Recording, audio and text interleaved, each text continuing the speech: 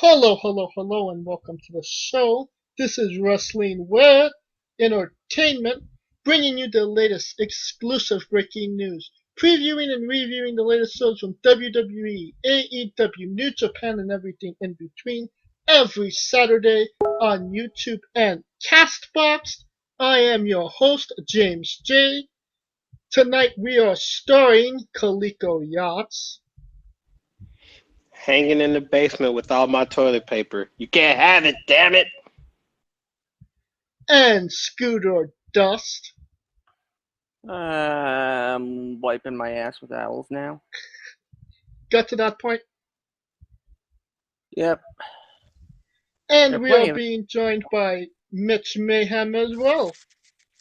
Heyo, I had the Final Fantasy VII remake night. Sorry. I wondered how long it would take for him to mention that. I passed out at like 3 p.m. And it's a dark chaotic time for wrestling. And it is maybe a good day for the revival. Yesterday they got released from Yep. WWE. Yep. They got their release. Ooh.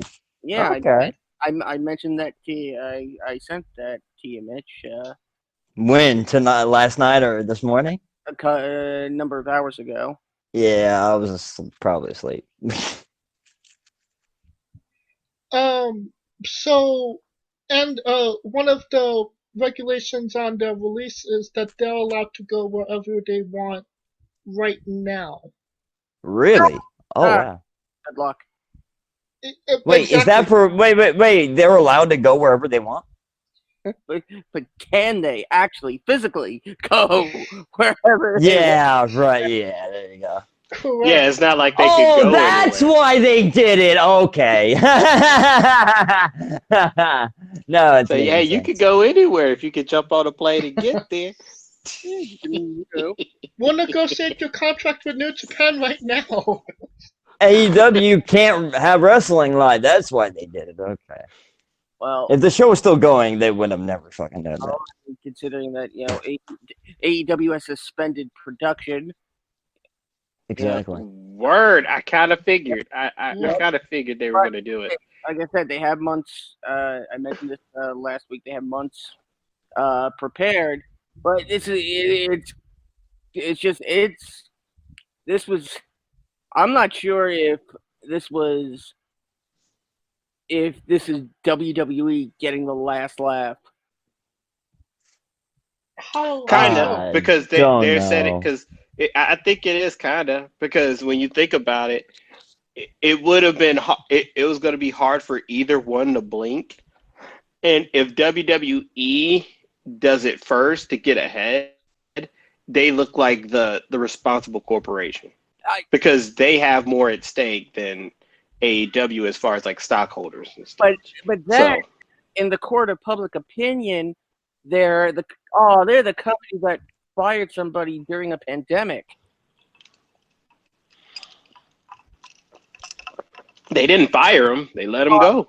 They were asked for their release. That's different. Yeah, they asked and they got it. It ain't a secret. If they want it out, it's a toxic workforce to make them stay, in my opinion. But I get your point. To the non-casual person, it does look like, to the person who doesn't know context, it looks that way. But to the person who probably kind of knows the news, they've been asking forever. So they were angry that they weren't getting their release, that there was time tacked on to their contract. So, I mean, they could have been dicks about it and just made one of the, I think it's Dash Wilder, wait till like July.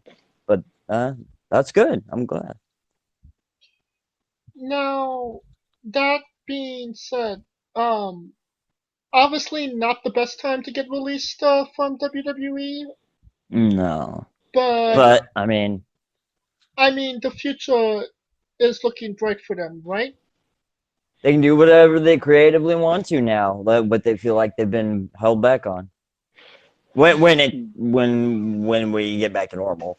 It depends. I'm gonna say it depends, and the reason I'm saying is everyone's saying that the obvious choice is going to be AEW, but AEW's tag team is hella heavy right now, so it's it's not like they're going to go in and put a juice to that tag team. Maybe they can do something kind of like how Marty Scurll, where they can jump to different promotions. I feel like that would be better for them. But I mean, it's up to them to do whatever they want to do. But that's what I would say. Brought to you by Depends. Take a shit in your britches.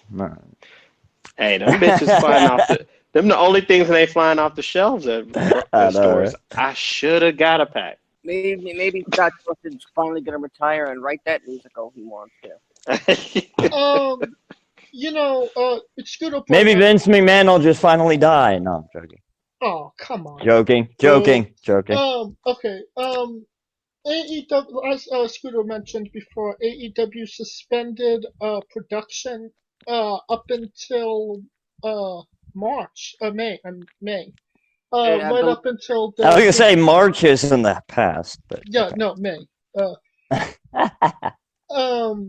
Right before Double or Nothing. More like nothing. Yeah. So, and odds of Double or Nothing is not happening. So, It looks like they're gonna lose the bet this year. I'm sorry, I had to say that. I didn't realize it was actually a choice. Well, it's Double or Nothing. The MGM already announced that all their shows up to May 31st are cancelled. So.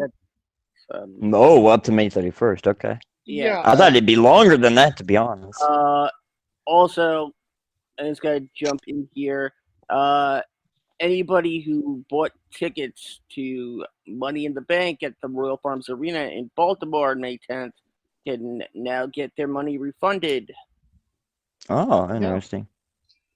That's going to be interesting because they're still trying to get the refunds back from WrestleMania. Yeah. Good luck on that. So, assuming that, we're not getting a cure for Corona in the next 2-3 weeks, and Double or Nothing is not happening, once they run out of film, where does AEW go from there, Scooter? I mean, quite honestly, I think AEW, and honestly, I think any, WWE too, I think they can take breaks and thank you up where they left off. They can do that. They have the ability to do that. It's called an off season. It's not that it's an off season. It's that they can have one. It's that they believe, and this goes for AEW too, they seem to think that their fans have the memories of Goldfish. That's Vince McMahon. That's what Vince believes. That if they're not on television for a week, they're automatically going to be forgotten, and somehow they exist the next week. That's Vince's old thinking. Yeah.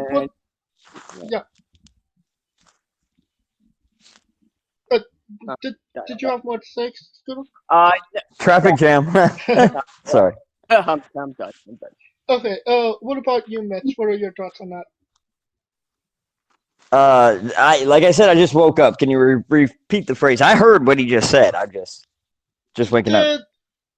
Where does AEW go from having their shows pre-taped when it runs out?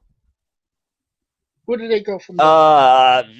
Like Scooter said, they were talking about having an off season anyway. So you don't have to go every fucking week. If something like this happens, take a break.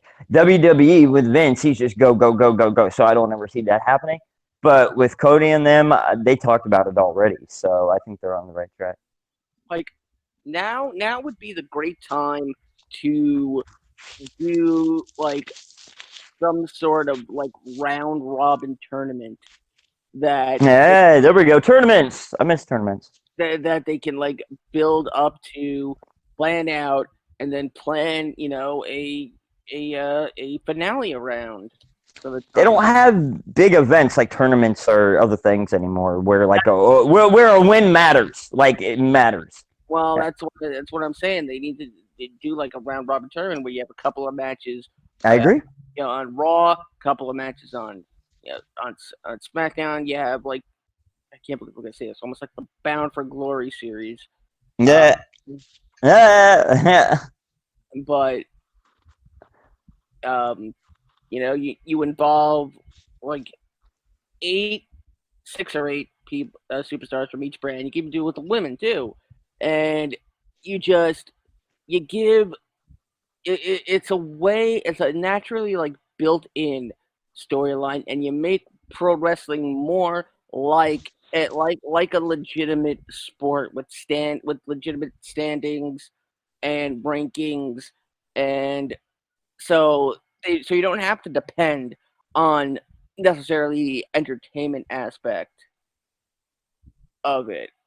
Mm-hmm. Right. And Kaliko, what's your thoughts on that as well? Everybody keeps saying a tournament. I'm like, yo, didn't they just have this TNT championship thing that was kind of going on right now? But a tournament that mattered. Yeah, it wasn't that was a shit tournament. I mean, that we don't know. Kind of Darby Allin mattered. is fighting Cody. Well, they didn't make it seem to matter. They didn't have time, really, to be true with you. They were in the middle of this pandemic, and it's about ready to shut down. So give them time when it comes back up. Fuck. I mean, it kind of mattered to them. But anywho, I'm saying they could have done it better, but okay, proceed. I feel like it. Honestly, at this point, everyone knows it's kind of hollow without the crowd. I feel like no shit, Shirley. I've been saying that for weeks, haven't I? That's why I said everybody knows. But my thing is just give everyone the rest that they need and get themselves together. Because to me, I think in general, professional wrestling, once it comes back, it is going to come back stronger as far as people wanting to go somewhere. But people will be bored and ready. But a lot of shit is going to change now. Oh, for sure. In the way that you just ain't gonna be able to stuff people in there like sardines as it used to. Yeah. And that's for everybody. So I think it's just more or less not even about where AEW goes or where WWE goes. It's gonna be where does wrestling go? Because this is a good point. This is something where this is the only art form where now you see the importance of an audience. I mean, anyone can record TV shows without an audience. This is one where we didn't think how important we are until we're not there. And oh shit. Some tech person's gotta have the idea of some fucking kind of not Zoom, but some kind of audience thing where you can fucking. I'm sure it's coming. I gave this idea weeks ago. Yeah, see? I'm sure it's coming. Didn't you hear they put mannequins in the soccer field? Fuck that. but they weren't there for a game. Yeah. They just put it there. They didn't buy their tickets, damn it. And speaking of suspended production, the XFL is dead once again. Yesterday they announced that they released everybody from their contracts. I ain't going to a second funeral. Wait, wait. Are they killing the XFL? Yeah. Yep. As of right now, yeah. Oh, for right now, but is there going to be a season 2 is what I'm saying. No, they're not coming back next year. They're not coming back. Ain't no more next year. It wasn't even a season 1. But I thought they were going to take a hit to try to stay in it for next year. The only way they could have taken the hit was by keep getting the TV money, which everything is suspended now, so you really can't get any TV money. That's bullshit. That's WWE. They could have sat on it and taken a hit. That's not true. They have the money. Nah, they were. That's completely XFL. separate from WWE. But that's from WWE. No. It's not monetarily. It's out of the same the pool of WWE. That's why the stockholders were pissed. Do you know how much money it takes to broadcast? Yeah, I know. We had this talk a few weeks ago. I was saying you got to have money coming in. I was saying this. But you're saying they can sit on it And they have money to where they can take a loss for now, and then get their money back next year.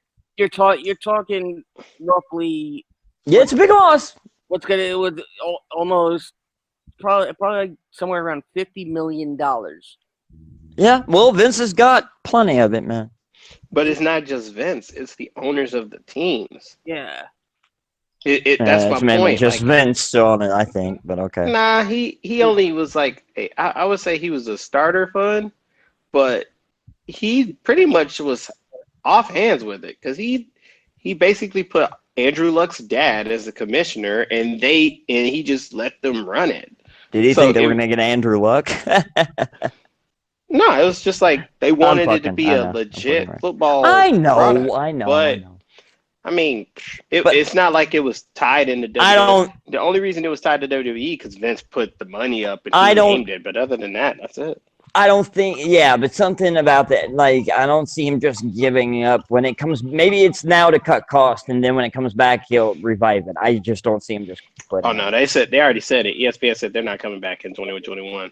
Oh. Otherwise, it would have just been like effort. But because that was their goal to go on. I actually agree with Mitch. This dream that Vince McMahon's had since 2001.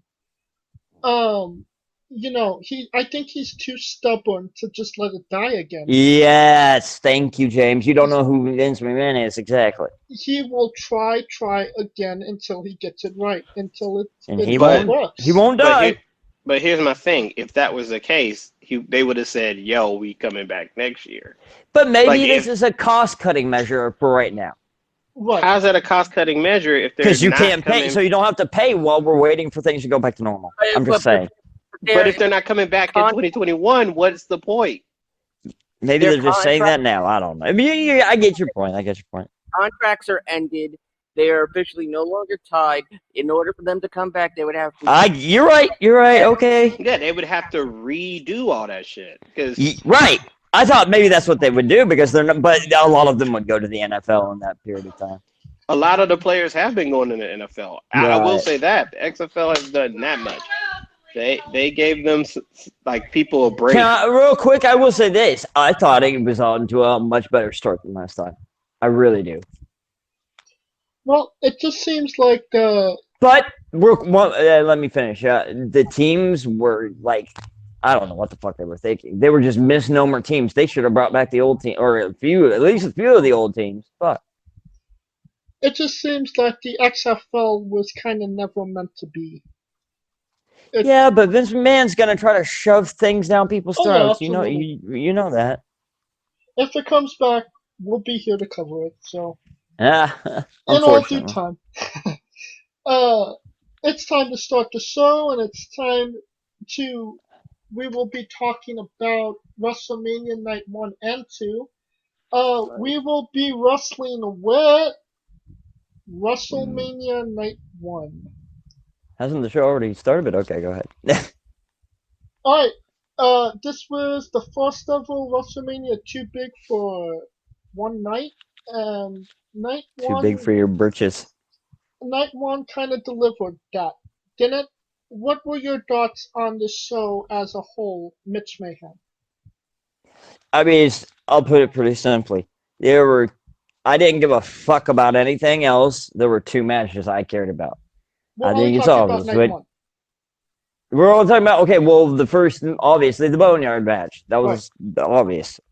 That stuck out to me. That was the only match I really cared about. All right. And what about you, Scooter? What did you think of Night 1? I mean, it was decent. Probably everything you really expect from like the first night of an event. No WrestleMania flair. Well, yeah, that didn't happen until night 2. But I didn't see all of the very funny, but I didn't see the like pirate ship and all the stuff they usually do out of WrestleMania though. That's what I'm saying. Were you really expecting to see some sort of wrestling? I know. In the Performance Center. with I no. expected them to at least like have dress up, like cosplay, but I didn't even see a lot of that. They couldn't do that. They couldn't get people to do that. It wasn't possible. I'm talking about like a small scale, but okay. Again, even the small scale stuff, Can be done by a single person, but okay, whatever. Okay, then you're putting so much on one person. You don't realize. Yeah, I'm saying really small scale that one person can handle it, but okay. You think one person can handle it. You don't know if one person can handle it. You don't Okay, whatever. that sometimes even things of the smallest scale require a lot of effort. Not arguing that. Never said that. That wasn't the case. That seems like you are. No, I never said that. I wanted someone to. It sounds like you're saying you wanted somebody to make an effort in spite of what was going on with the world. Nope, not true at all, man. You're taking my words out of context. Okay. Back on track. Would you like to finish your dot scooter on night one? Night one was basically, it was good. It didn't defy expectations. You had to look at it, strictly from, the entertainment aspect. We knew we weren't going to get any wrestling clinics. This was really the first. This is the first ever WrestleMania that really, got to emphasize the entertainment aspect. And in terms of that, yeah, they delivered. The Boneyard match was good. It was more of a film to me. Right, it was a film. Like I said that night, well, as Vince says, we make movies, pal. So yeah. But quite honestly, years from now, the only reason I will remember that Boneyard match is because of the circumstances that made it happen. You mean the coronavirus? Yeah. What about you, Kaliko? What was your thoughts on the show as a whole? As a whole, to me, it was a lot better than I thought it would be. I mean, considering that how we were selling everything low. Low. It turned out a lot better than most would think it would have been. Night one, to me, low expectations. Night one was just like, everyone's just trying to get into the mood of it. So it was kind of difficult to process it because we're sitting there watching it and we're having to deal with the fact that we're not there. So the emotion off the bat, being emotionally involved with Mania, is not there in the beginning. But as it progressed on, me personally, I enjoyed it. I feel bad for a lot of the debuting wrestlers at WrestleMania because you bust your ass off to get to this point, and now this happens. You know what I mean? And that's where I think I felt more. That's where my guilt felt, like my empathy came towards. It felt bad more for them having to deal with that aspect than going to WrestleMania or WrestleMania itself. But night one was really good, and night two was better to me. But we'll get there when we get there. And let's get into it. First match out, Alexa Bliss and Nikki Cross. I was gonna say something, but I will. Rookie Warriors to win the women's tag team championships. No comment. King Corbin lost to Elias. I like that match, the women's tag match, that is. But I just feel like Asuka gets treated like a $3 bill. Well, but no shit. Next match. Becky Lynch defeated Shayna Baszler. I saw that coming. To retain her women's championship. Yeah, I saw that coming. Becky is now 1 year as women's champion. this was one of those matches that you expected to be good and actually was good. No? It was a good match, but some people thought Shayna might win. I knew Vince didn't see her as champion. I mean, I don't think it was okay. It didn't live up to It wasn't great, yeah. the potential it had. I mean, it went less than 9 minutes. Yeah, I agree with that. Shayna deserved better. And considering that, for 8 minutes and 29 seconds, 8 minutes and 27 seconds, the match was all Shayna. Right. And in terms of making Baszler look good, but Becky In defeat. looking good in defeat. Yeah. To escape. It doesn't hurt Shayna. That's looking good in defeat, yeah. And it's it allows Becky to continue on. Well, what I'm thinking is, I don't think anybody kind of thought that Shayna was gonna win because it is WrestleMania, and That's not true. I knew a lot of people who thought she was gonna win. No, the faces usually win at WrestleMania. Kaliko. Becky was face, yeah. Kaliko kind of turned me on to that they always pick the heels, the baby faces to win at Mania. Yeah, and Becky was face, exactly. But it seems like Shayna isn't done with Lynch, so if Money in the Bank is a thing coming up, it's not, but okay. Baszler might actually beat Becky, so that's what I'm thinking about. Stop it. I kind of figured it was going to happen like this, where it was going to be Becky barely beating her, and it was going to be one of those type of roll up type of deals. But there is a fun fact about Becky Lynch, though. The first woman in history to win the title at WrestleMania and defend it successfully the next year. So they're giving her history with that. Good. So it's context in that, even though it's a barely win, but to have that distinction is pretty good. She's the woman who they even say broke through the glass ceiling. So shit, yeah. That, but I think I will put it this way: Becky Lynch has a cult following. Oh, for sure. Unlike any wrestler in history, like. They will roll to the moon with. If she's going to hell, they all jumping in with her. Like, that's how it is with her fan base. Yeah, they're dedicated. Yeah. Well, I've always been a Becky Lynch fan, even before the man gimmick. So. Me too. Me too. Yeah. I'm just not like a hardcore dedicated one, like that one dude in the picture holding her, like it was his fucking crush. But I mean, I'm not going to hell for her. But yeah, exactly. There's some creep, but dude, you can see in the picture of a dude holding her, you can see in her eyes, like, help me. It's all over her fucking face. Yeah, but that's her appeal.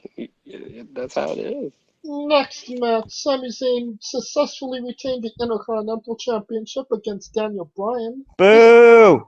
This was the most surprising. I didn't like this. I didn't like what happened. You know what? My opinion, good on Sami. He finally got a WrestleMania moment. What about Daniel Bryan, the best fucking wrestler on the... See, wrestling doesn't matter in the WWE. Who's done everything under the sun already. So keep him going! Hey, he's a Grand Slam champion. What else? What was that going to gain? So have him lose at the Intercontinental match that he's won in the past? Fuck. How is he going to gain that? What is he going to gain with that? At least keep him up in the storylines for someone else to go over. Fuck. That makes no sense.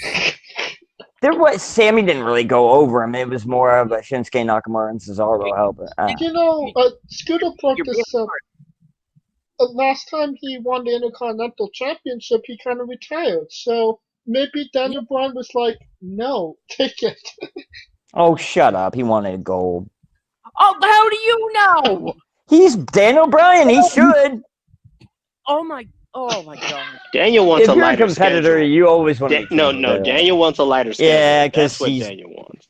He's a family man. He's not hungry. He's gotten to the mountaintop before, right? He wants the gold and the money and the bitches. Never said that. What?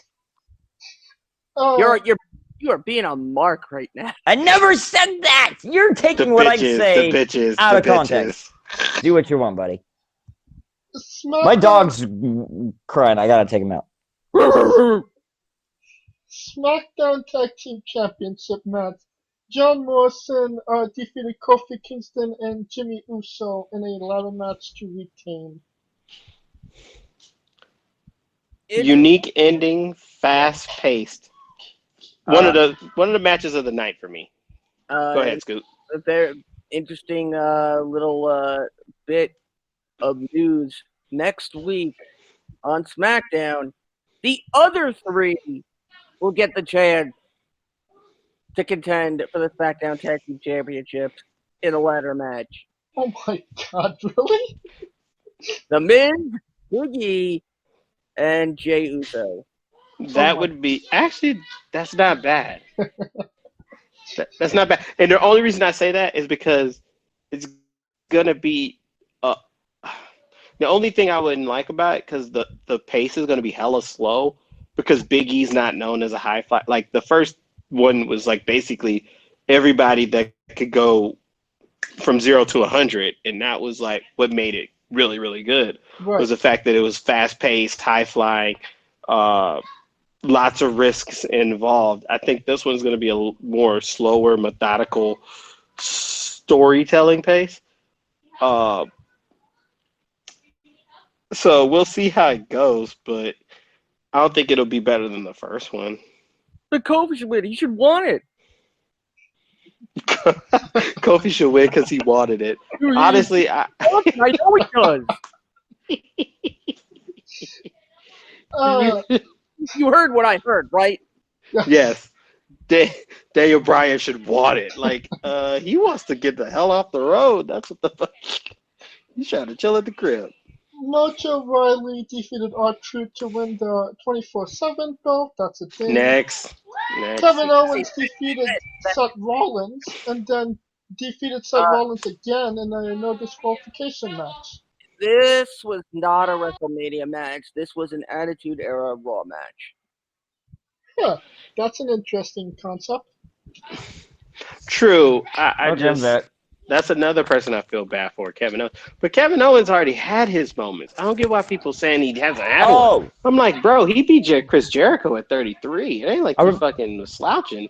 Maybe he felt like that was worse or that wasn't his best. So I don't know. I remember what I was going to say and forgot earlier. Drew McIntyre is who I feel bad about. That's the one. Winning the title the way he did. When we get tonight, too. We'll talk about it. I'm just saying. I kind of disagree with you guys. I thought this was a really good match, and I kind of thought that it was one of the best matches on the night. I didn't say it was. Yeah, I never said it was a bad match. I just said that it wasn't really WrestleMania. This was one where you really needed the crowd to get on Rollins because it was WrestleMania asterisk. Exactly. It was kind of like it was definitely a match that needed a crowd to get into it, especially with the disqualification. Every match is like that, but okay. No, but this one needed it more. Right. A little bit extra. But I think not having that crowd, even without the crowd, it still did its job. Yeah, but I think without the crowd, the weaknesses show a lot easier, and it's just a shit show. The crowd is why Seth Rollins is who he is. Exactly. Right. Exactly.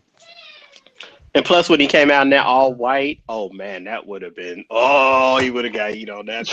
Dude, and everything Jesus. Ooh. I didn't like that, but okay, we'll move on. I like that. Like, it's basically no different. It's just the opposite of Shawn Michaels when he came out in 25. Yeah, but wait, Shawn wasn't doing blasphemy. He wasn't making fun of God. Yeah, because he was the godly person in the match. But he was saying, "I'm on God's side," not making fun of God like I am the new Messiah. Actually, Shawn was implying he was God. Pretty then much. fuck him if that's the case. I mean, I'm assuming you're referring to WrestleMania 25. Right. Yes. That was literally a symbolic battle between God and Good and God evil. and the devil, No, exactly. good and evil. Good. I took it as good and evil. The match White and black is good and evil, not God Man, and my devil. man was reciting Bible scriptures. Come on, bro. he was the match suspended was billed as heaven versus Because hell. he's a Bible thumper. I thought for sure like that was in his character as a real person. He literally descended from the heavens. And Undertaker Yeah, came literally. out very from true. the depths of hell. Clouds and all. Clouds Okay. You Shit. just needed the bitches. What? The gold, money, and the bitches. Oh, shut up. I never said that. Scooter said that, not me. So he should want it. Okay. Back to WrestleMania 36. Goldberg 30 bucks. lost Asterisk. to Braun Strowman. Braun Strowman's your new Universal Champion. I called this last week. By the way, hold on. I have to say something. Asterisk. Okay, whatever. What do you mean? He's No, saying, he's just trying to shit on me any way he can. saying asterisk, and it's So what? I just woke up, dude. Shut the fuck up. that's not an excuse. Try to say asterisks are for kids. Asterisks are for hookers if you pay them right. But there is a little backstory into the politics of this match because they're saying Goldberg might not be able to work with them again because of the way that everything went down with him not wanting to do a match with Roman to get Roman over. I'm hearing that when it was him and The Fiend, he refused to lose. I'm sure if they pay him enough. No, I'm hearing he refused to lose to The Fiend. And after that, they had a falling out. Well, based on what went down last night, we are in fact getting a Braun Strowman and The Fiend feud. Okay. All right. I'm okay with that. But fuck Fiend's about Strowman. to get them hands up. Yeah, well, no, he's about to shove those hands up his ass, dude. It's interesting to see how Braun Strowman carries the belt. Like I said, gives it to the Fiend. Gives it to the Fiend. 2 years too late. I feel like if he had got it in 18 when he beat Brock at No Mercy, it would have been real quick. The fucking roof would have popped off. Real quick, I think it's fitting for Bray to beat Braun Strowman, his former mentor, in my opinion. For Braun to beat I don't see Bray? that happening, but no, for Bray to beat Braun, his former mentor. How Braun was not. You mean protege? Protege. I'm sorry. Okay. Okay. No. Sorry. He's like Eggs Benedict. That's what I mean. I'm getting all the words wrong. See. In your WrestleMania Night 1 main event, The Undertaker defeated AJ Styles in a Boneyard match. Undertaker goes 24-2. This was, compared to what we saw before, this was the revival somewhat of the Dead Man. Like, this is the first time I've seen the Dead Man like that in a long time, and he was the American Badass. So. Yeah, a new incarnation of the American Badass. But now AJ Styles' career can't ever recover. Oh, God, here we go. Dude, what did I tell you? I said, let's wait and see how the match goes. Guess what? I thought it went great. AJ did his part. I get it. Now I get it. So, whatever. Am I the only one that felt like Taker felt like somebody granddaddy? Because he was talking mad shit. For sure. What's up, boy? You know that's what he used to do all the time in the early 2000s. No. It just felt like he got the belt. Yes. So hey, what's my wife's name? He did. That's how he used to be like, I dare you go again, bitch. Yeah, he used to be like that all the time. It's like he caught his daughter's boyfriend. Oh my God, I would hate to know his fucking daughter. The funniest part was to me is like when Taker was trying to go down the ladder. It felt like it took him 12 minutes to get up the ladder. Yeah, of course. That and the fact when he got hurt, he was just like, yeah, he was like a little man. He was like, He sounded like he was gonna die. Yeah, he sounded like he was dying. He sounded like he was dying. By the way, the end scene with AJ's hand sticking out of the ground, Yeah. that was the Undertaker's idea. Which is good. Of course it was. Make AJ look like, hey, bitch, you got this one, but. Well, hold on. The Undertaker, his iconic scenery of his is since '94 to throw that hand through the dirt like he did versus Yokozuna when he got buried. That was against Mankind. Casket, actually. Yeah, except he didn't throw up the hand; he got raised. You're thinking of Buried Alive. I'm thinking Buried Alive. Yeah. Sorry. Yeah. AJ Styles, he has to be the best wrestler in the world right now to make something like this work, and to actually 2016. To love a match this bizarre and obscure, and to make it a 5-star match, and to look that good in a loss. I'm kind of thinking only AJ Styles could have pulled something like this off. Am I wrong? Yeah. No, you're right. The only way this will happen is with somebody with the right opponent. Yeah, if they had the wrong opponent, it wouldn't have been that good. Yeah. After this, he's no longer the Undertaker. He's Underwalker Texas Ranger, because he was just running around whooping everybody's ass from the OC to the random black robe motherfuckers. He was a banana suit and some nunchucks away from being Bruce Lee. I swear to God. I believe I mentioned this in the remix, but there's a little bit of history in regards to this match as well. With this, I'll be right back. I gotta get my dog. With this victory, the Undertaker now has turned his record in first-time gimmick matches into a winning record. Right. The body bag match, I have this actually all written down. Body bag match, May 1991, lost to the Ultimate Warrior. Now, most people believe that the casket match against Kamala, Survivor Series 92, was the first ever. It wasn't. The first casket match took place in July of 1991, with The Undertaker losing to the Ultimate Warrior, but it never aired on TV. Yep. It was supposedly supposed to be part of the WrestleFest 91 Coliseum video, but it's not found on the network version of the event. From the end of August all throughout September, The Undertaker would lose a record 7 casket matches to Sid Justice. So by this point, I'm considering the casket match a loss, so he's 0-2.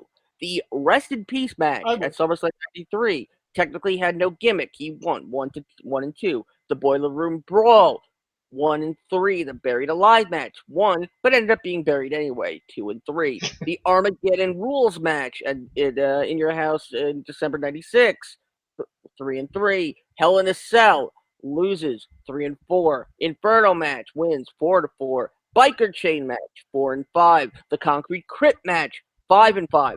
The Last Ride match lost to JBL 5-6. The Punjabi Prison match defeating Big Show 6-6, and with the Boneyard match winning, now making his record 7-6 in first-time gimmick matches.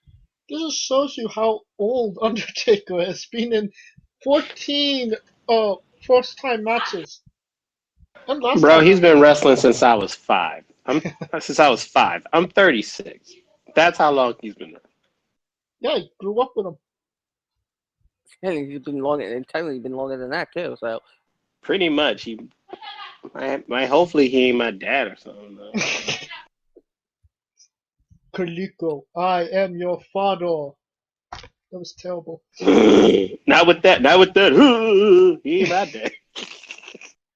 Kind of emulating Paul Bear a little bit.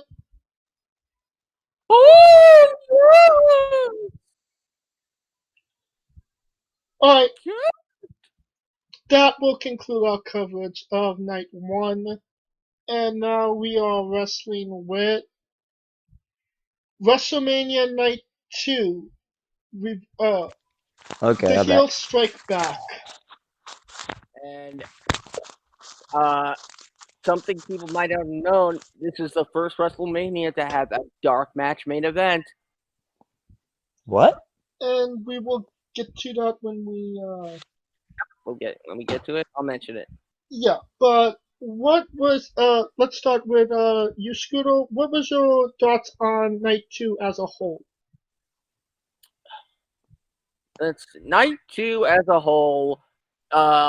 Definitely Asshole? No, I'm joking.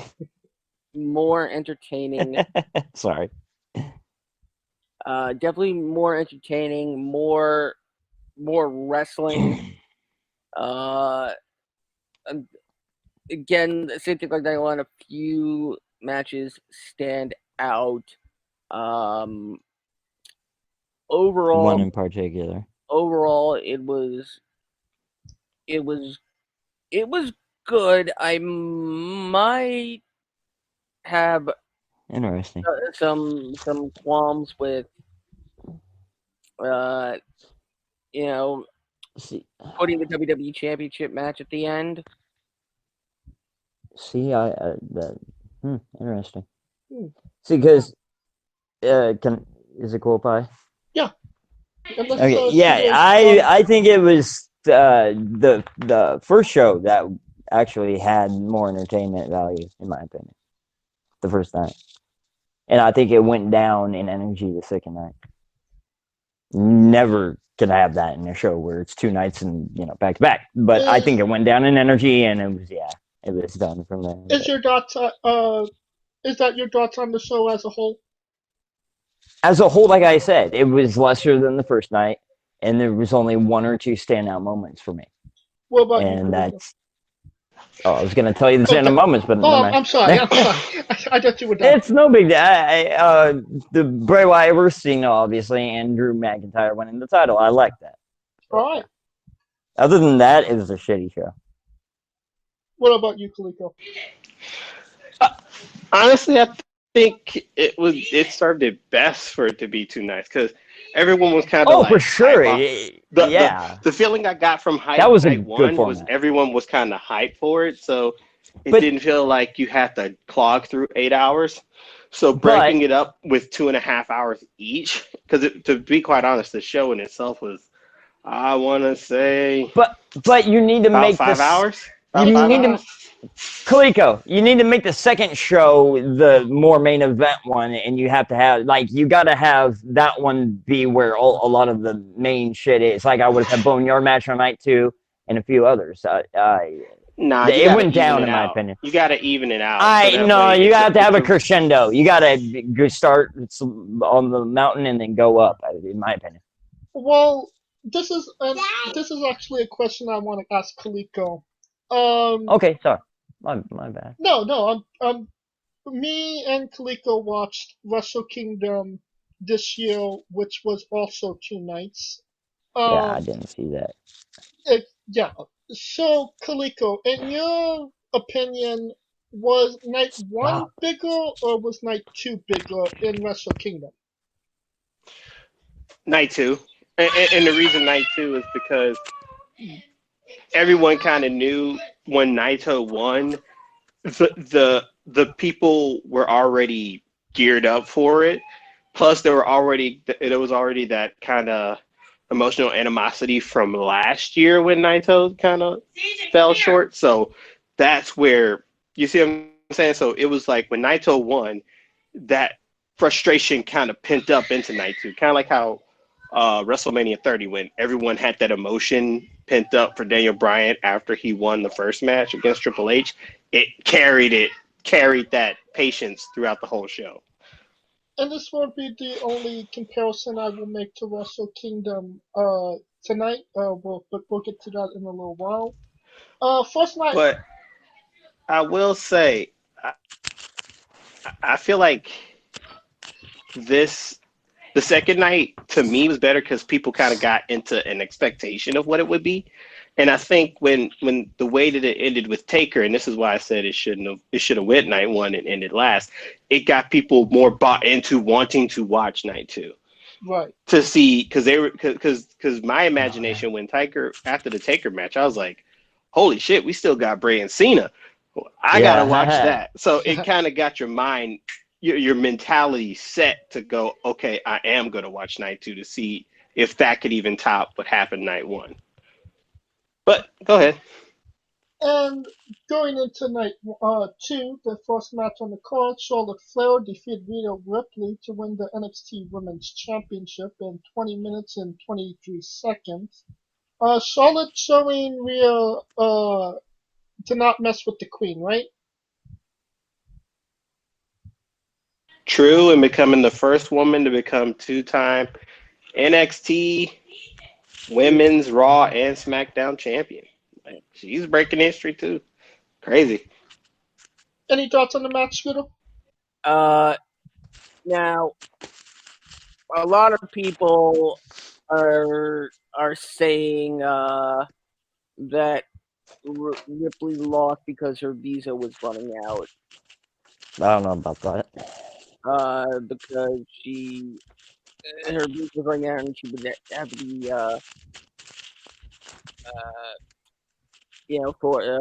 forced back to Australia. Well, she's not British. She's Australian. Yes, Yeah, she's Australian. Oh shit! I thought. Yeah, she was she's British. Australian. I thought she was British. Mate. Not I thought she was British. Not everybody from NXT UK is actually British, but Okay, from the UK, whatever, dude. One's a country, one's a continent. Will you shut up? They're insane. Their fucking accents are very similar. I can't tell them apart sometimes. Well, Australia is full of British criminals, so. This is true. Yes, I know. It was made as an outlaw, like a prison country. Yeah.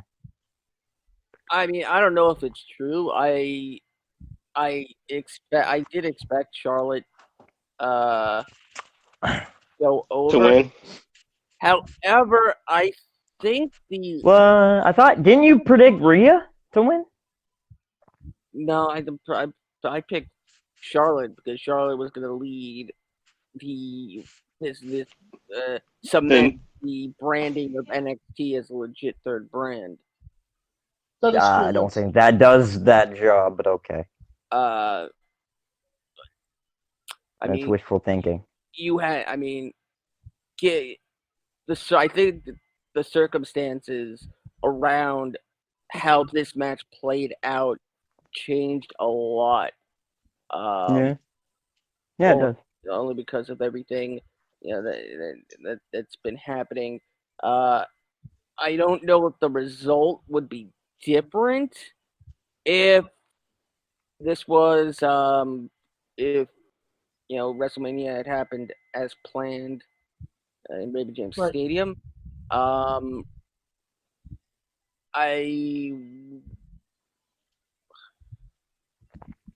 will say this. Charlotte now only has basically she now has to win the SmackDown Women's Championship at WrestleMania to really complete her trifecta of trifectas. Well, didn't Charlotte kind of have to win? Because she won the Royal Rumble, and, Asuka was the first winner. She went into the match, she lost. Becky won the Royal Rumble and won. So this was kind of like the Royal Rumble rubber match that would kind of determine if this wasn't just a 50-50 chance if you won a Royal Rumble. This was you're seeing a scotoma. You're seeing a pattern where there might not be a pattern. So I guess we'll see next year, right? Yeah. Yeah. But you know what's funny? When Charlotte won, the first person I thought about was Bianca Belair. But I was wrong because I was hoping that would pop off. But later on, I was wrong, and you'll see why. But Charlotte is Charlotte. I mean, she's the gold standard. So what else you expect? Next match, Aleister Black defeated Bobby Lashley in 7 minutes and 16 seconds. What's your favorite food, Kaliko? Squash. It's a vegetable to me still, damn it. Next match, Otis defeated Dolph Ziggler in 8 minutes and 12 seconds. Check your forecast, because this was the drizzling shit.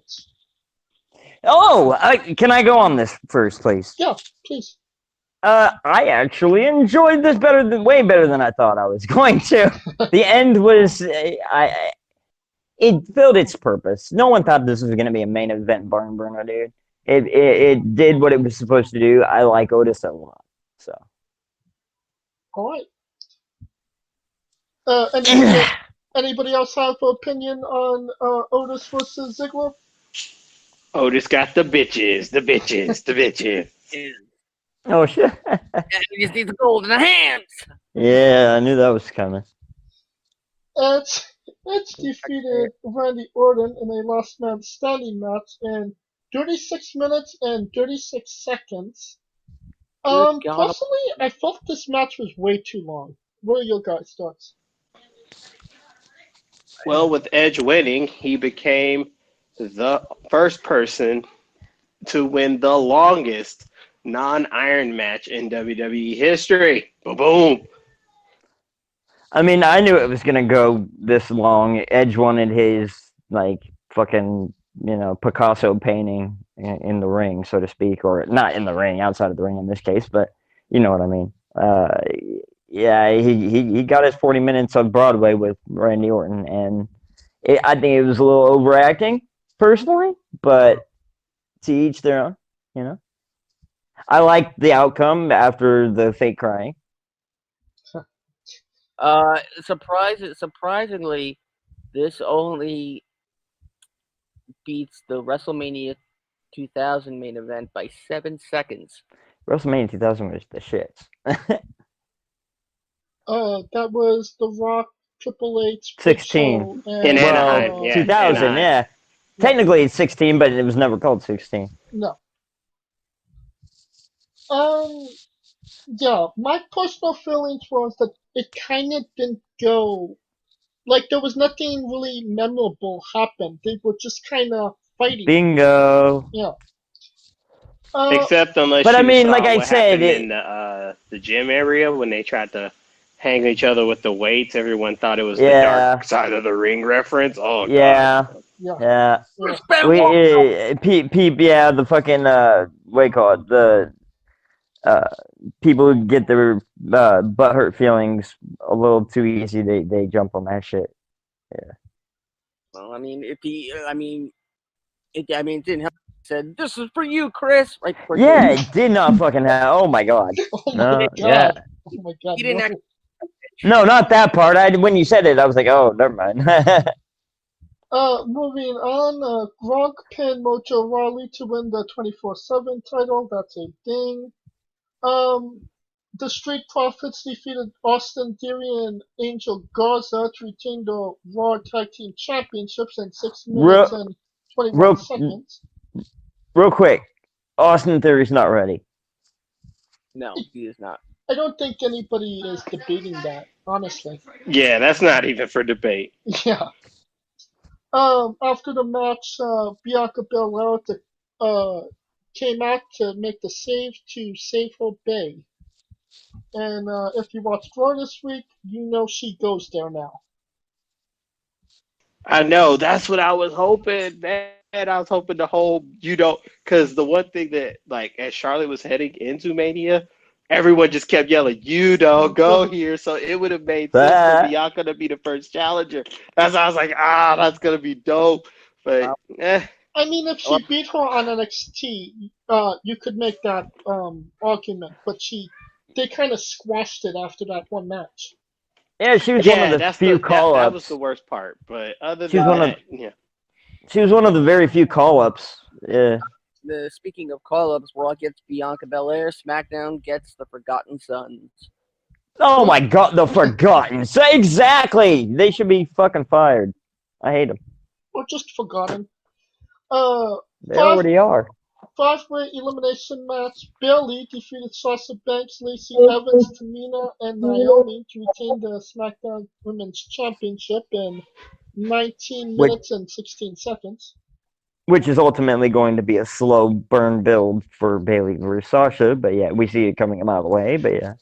I don't think it's like really appropriate to make a turn right now for Sasha or Bayley because there's nobody there to react. Right, of course. I'm just saying there's no element of surprise left in WWE. They're going really slow with this because on SmackDown, they have started pushing Tamina again. Wow. And next week, Tamina after jobbing her so long. Tamina will face Sasha Banks, and if Tamina wins, she gets the future championship match against Bayley. Yeah, I don't see that going anywhere. You can't job someone and then decide to boost them up to the main event status. It don't work like that. Yeah, they can. It happened to Gender. I'm saying the fans might not take it. Like I don't accept it. So. I mean, they took Gender. Yeah, that's the same thing. That's why he's not. What did he get after that? He fucking faded into obscurity. He's been injured. Exactly. Well, even if he wasn't injured, he'd still be sitting at home with nothing. Oh well, big booty Bayley prospers again. Yeah, Bayley super underrated as a champion, in my opinion. Longest reigning, one of her longest reigns actually. The since NXT. Jesus. One of our long months. All right, it's time to talk about it. The Firefly Funhouse match. Bray Wyatt defeated John Cena.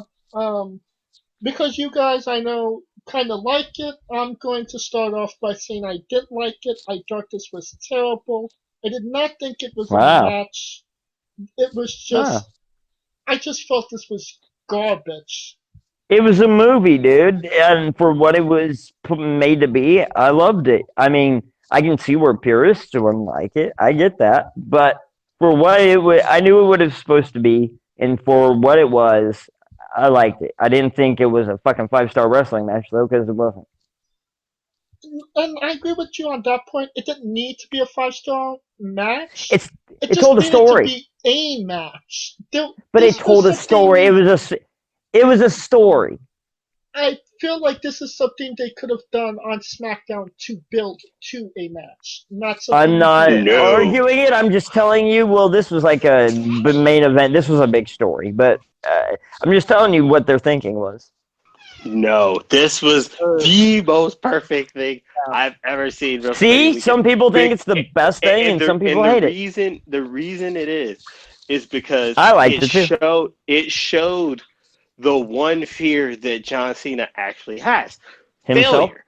Failure. The fear I'm of joking, failure. I know. So basically, it just showed how, as him trying to be a good guy, he took his fear of failure and pushed it not only on himself, but bullied everyone around him to the point where if they weren't living to his standard, tell them to get the fuck out to the side, hence the John Cena effect. You've seen all the stars who faced Cena, and after they face Cena and Cena wins, they just fade to fucking black. But it's because of him and his ego. Hold on. He was showing John Cena, yo, you were no different than what we were doing. You became what you hated. You remember when CM Punk said, you're no longer the underdog, you're a dynasty, you're the New York Yankees. It was so apropos that he was wearing a Yankees jersey because that's what he was. He became the dynasty that he hated. And that is what was eating at him. That is what was the driving force behind him. Not wanting to change characters, not wanting to do anything else except be John Cena. And that, to me, it just was... Well, I'm about to forget. Can I say this? I've been hanging on to it. Bray Wyatt and the Cena, what shocked me was Cena got basically no offense in. Like, every which way, it was the fucking pin show. I'm just saying, that's what shocked me. I thought at least Cena would get some fucking offense in. The whole... It was a story. it would be like, what would happen if Cena had a nervous breakdown and went to therapy? Right. With the I Fiend controlling it, yeah. It was on an acid trip. It was almost like the Fiend was Freddy Krueger. Yeah, because he knew everything Cena was going to do before he did it. Yeah. And what made it better was that he was giving him chances, because when he was doing the wrap off and he was telling him, and you saw Cena's eyes, he knew better. He knew better, and yet he chose to go with this stupid, lame, these nuts in your face. And that is what they were talking about. Bro, you don't see the other side of it.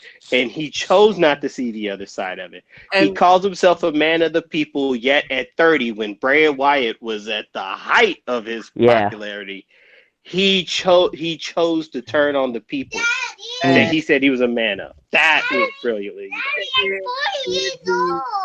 The question of whether or not it was the Fiend controlling him this whole time, and the fact that, throughout all of this, and they showed John Cena is, that dynasty, and then along comes the Hulk Hogan comparison.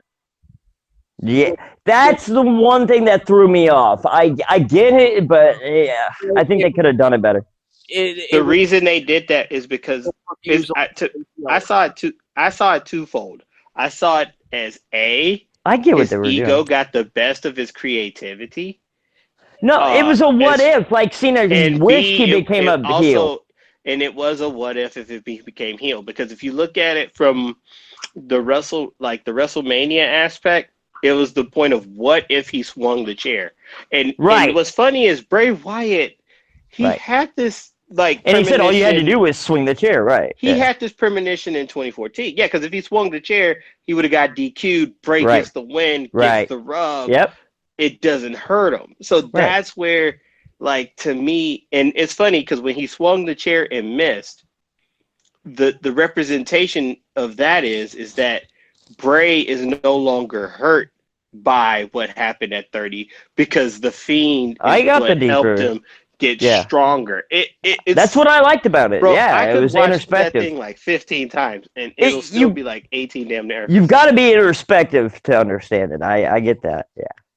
Yeah, it's a deep thinker for sure. Yeah, it's a fucking record player. You need to just play that bitch on loop, I liked it. You'll get it anytime. That was creativeness at its peak, bro. How dare WWE make me think? Also, Bray Wyatt made you think, but yeah. Bruce Pritchard helped on that match. Bruce Pritchard's that dude. He's got a history of doing that shit, of course. Yeah, he does. It was Bray, Cena, and Bruce. Those were the three that worked on that match. That makes sense. All right. Any last thoughts on the Funhouse match before we go on to the next match? Watch it again. Yeah, that was one of the best WrestleMania matches of 36. So, of Asterix WrestleMania. Asterisk. I said asterisk. No, you're saying it. You said asterisk. I meant to say asterisk. Alright, Drew McIntyre defeated Brock Lesnar to win the WWE Championship in 4 minutes and 28 seconds. And that is your WrestleMania main event. No, it's not. Oh, the dark match. Yeah. Would you like... So, pretty much Raw. I didn't watch that shit. You see the Raw main event? No. It was Drew McIntyre defending the WWE Championship. Against the Big Show. Oh, yeah, I caught that. Oh, I heard of that. But it happened after WrestleMania. Yeah. After WrestleMania. That's weird. Yeah, a lot of matches happen after WrestleMania. Aleister Black was in a match after WrestleMania. Right after. Yeah.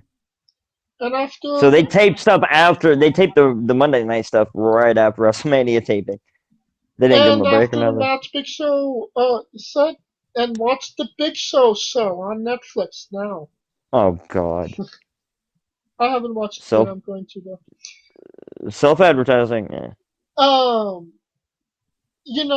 was another thing that well, not entirely what they did, but at WrestleMania, Wrestle Kingdom, you had Kenta attack Naito, and isn't this kind of WWE copying Wrestle Kingdom once again?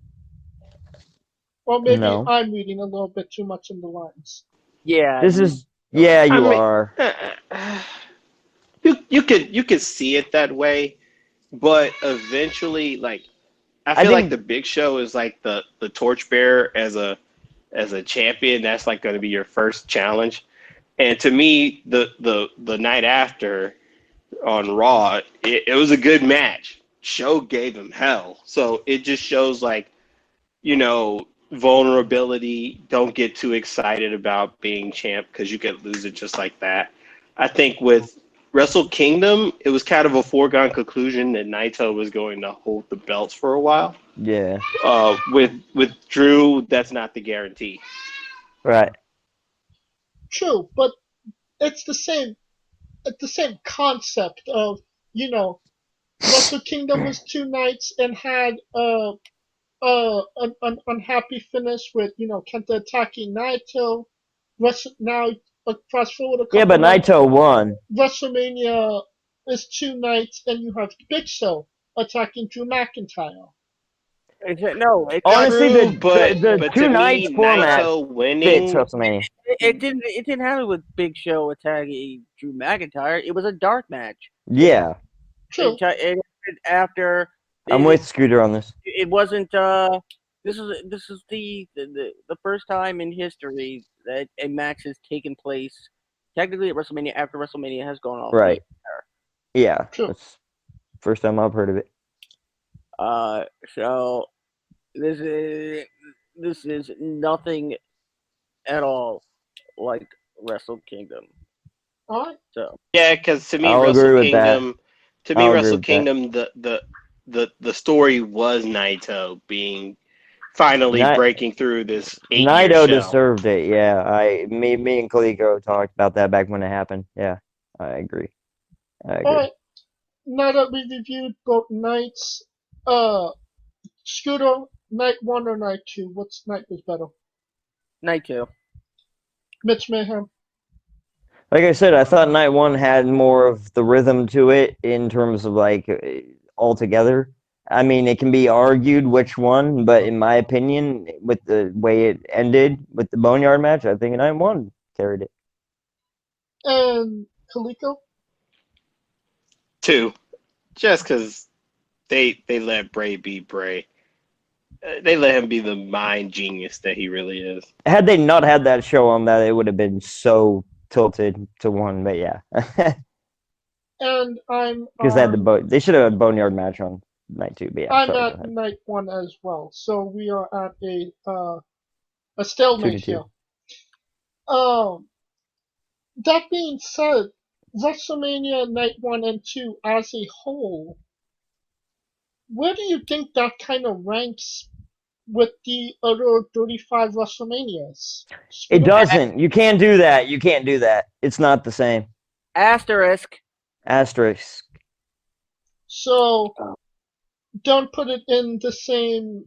Even though it's the next installment of WrestleMania, you have to put that asterisk. It's like a short. It's like a short NFL season. It shouldn't really count as a Super Bowl. It's the 1961 MLB Yeah.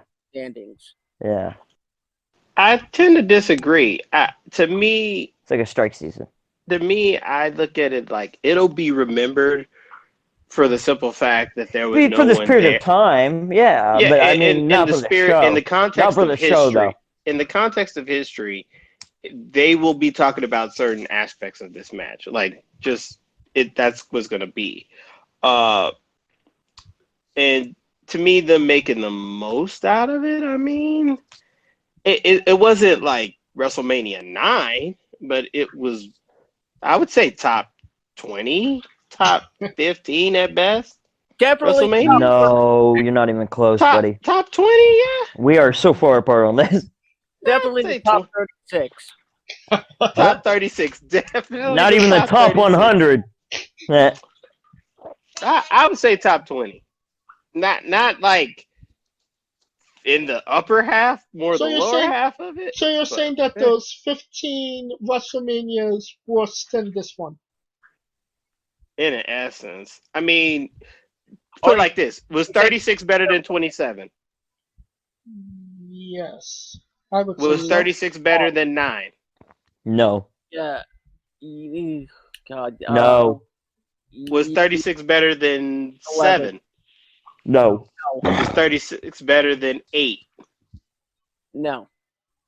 I don't know. I mean, to me, those. No. To me, those No. are. Yeah.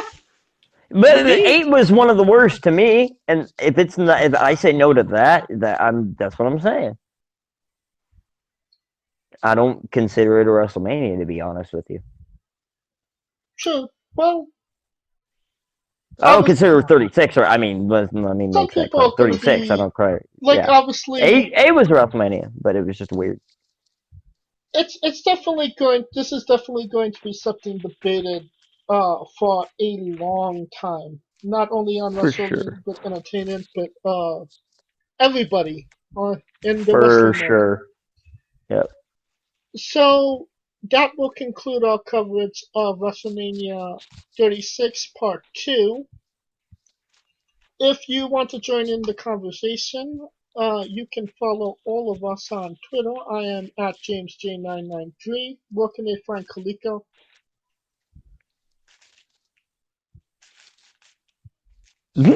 Where can they Bad find timing. Rich Make?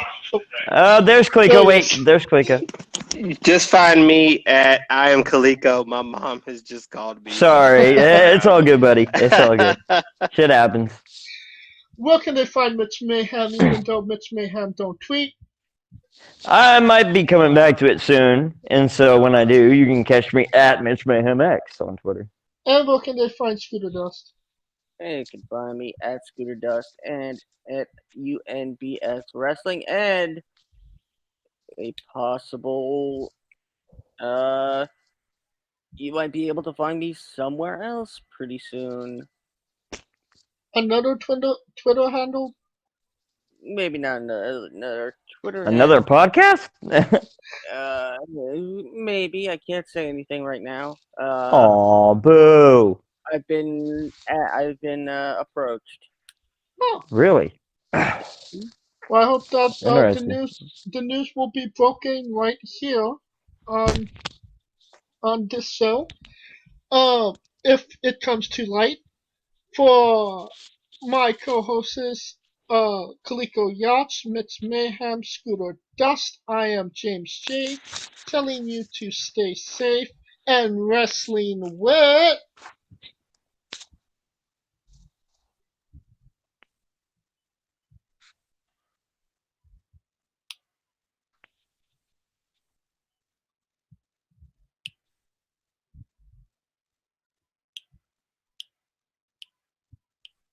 Entertainment. God save the skip. Hey,